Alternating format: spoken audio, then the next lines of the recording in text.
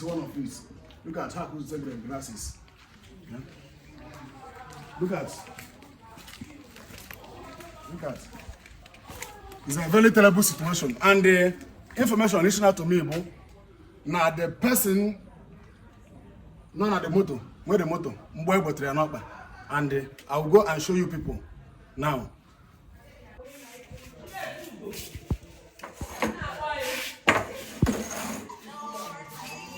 So, Mommy, please, can you tell us what happened?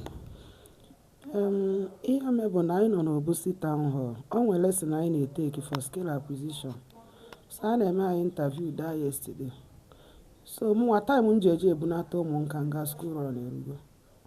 M drive there out ka m bịa bupute moto na ndị Akado ibuluze heroes fa block am n'Obosi town hall. Fa bata na anụ ozugbo gbanyibe egbe enu mụnwa welozie speed menyụa moto m ọkụ with my baby nku nwe yand biko. Yeah. Nkuluzie nwa m apụta nke a mmapụtazi na moto na-agba ọsọ the guy ofu n'ime fa na-apịa m mma na-apịa mma yes ọ nọ na-apịa m mma n'ụkwụ fa na-agbazi egbe yara egbe fa na-agba bụ direct so dị mgbe ọtụkwa n'ọkpa nda bleeding na-agbakwa m mbulukwu ya na-agba ọsọ mgbe o ji n'ezi anya fụ na majigo week ọ rapụzi m face kwa other people so mgbabazi ọsọ ndụ m o nwezi ebe mfụ mụ na nwa m wee sizi ebe a wee pio bazia n'ime health center ebe a ka anyị mechiri fa na-akwakwa the door ka emepe mana ka Chukwu si wee emepe nwa ọzọ ebe a fapụrụ before ndị Obosi security na PG apụtazia ndị a apụgo mana fa mebi so many things even moto m efesasị ya pịalisie glass moto even ego dị na moto m fa were ya ewelụsị ya ma ego ndị mmadụ ewelụsị ma fonu nkulisi sef so many damages so nke a ka anyị fụ yesterday. And I thank God for my life. No, I the most important. So sorry, ma. So sorry. Thank you. So now, now it's a very terrible situation. Governor Soludo, please, you need to do something about it. Even if we take all those things, government, some of us keke, some of us high purchase. Already maybe see keke etu a. Kebe ya gwazi onye nwe keke, keke yesu nwetego we maintain the keke. Governor Soludo biko kinebe anya n'ife anụnwa. I be very painful. Onwere ife anyị ma banyere anything na-eme. Keke ka anyị na-anya. Anyị dị ezu ori. We don't do evil. We are innocent people. We are just looking for our daily bread. How this kind of thing can happen to us? Please look over this issue, I beg. Okay. If I mere anyị ebe a wutere anyị so much yesterday.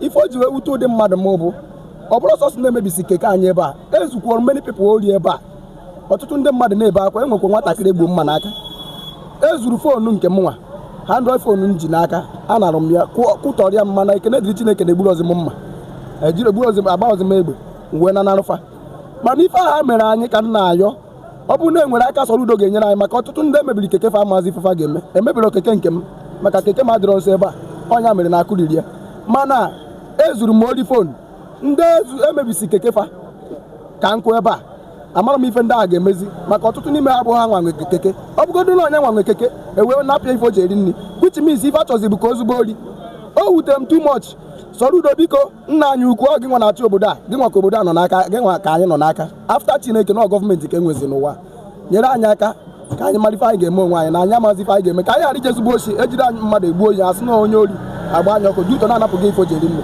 otu aka ọra m n'ọnụ biko nyere na anyị aka. Nekwa this one now. Also one of them. Also one of the keke. Haji asked Onike, will maybe say the grass. They destroy many things. Some of the keke have maybe on today because he had yesterday. So today Kambela. So some of the keke are this place. I will still enter inside the town hall. Look at Ndu Nanya keke high purchase. Mandu save the leg go keke. They have destroyed the keke. Kedebenda and get with the grass. Some of them are high purchase. Kedona hage si welele izikwedo wedo si keke ahụ. Poor people are suffering. Nekwa this one. Look at it. Guy for kita now. Haji asks where Buji say these grasses. Then damage many things here in Obosi, and all these innocent people kita inflow. How maybe see that keke? Some of them will not even provide money to buy new grasses. How destroy many grasses. Okay, look at it here. Ife abo, nwatakịrị nwa agbọghọ na-agba mbọ, ọ na-ele popcorn. They have destroyed the show grass. Look at it. Governor Solo okay na afu. Nwatakịrị nwaanyị na-agba mbọ. Look at how they destroy ife nwaanyị mmadụ ga-eme business. Kere ebe ọ ga-esi weta ego ilukwa this thing. And popcorn dị n'ime ife a, all of them the damage because ọkụwa grass here. Some grasses got up in this thing and they will not eat it. All of them are being wasted.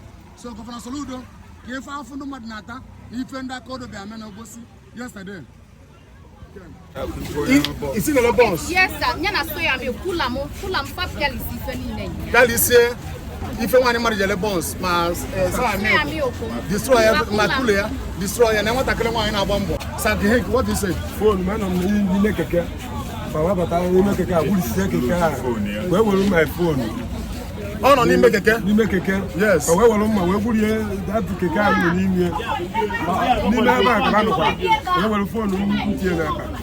Now, where will phone? So, Nekeke, Papa, look at it. Look at what they did. Buwa keke nwoke mmadụ kedu na nwoke mmadụ ga-esi na-ebu ife a na-agazi ọlụ nwoke mmadụ na-agba mbọ the problem we keta bụ na keta ka nje enye my family nni and we find out na I go handicapped what's been me now so I don't know what to do again what I go when I Chineke obodo the government here mebere ka ma ife magistrate ka dozielu nke no I can't see that place. Hanchani nebuna ne welo kumebi chacha. Yeah, my brother, my sister, watch the next video. The video is very long. I have posted the first one. This one is the second one. Watch the final one, which is the third one. Thank you and God bless you.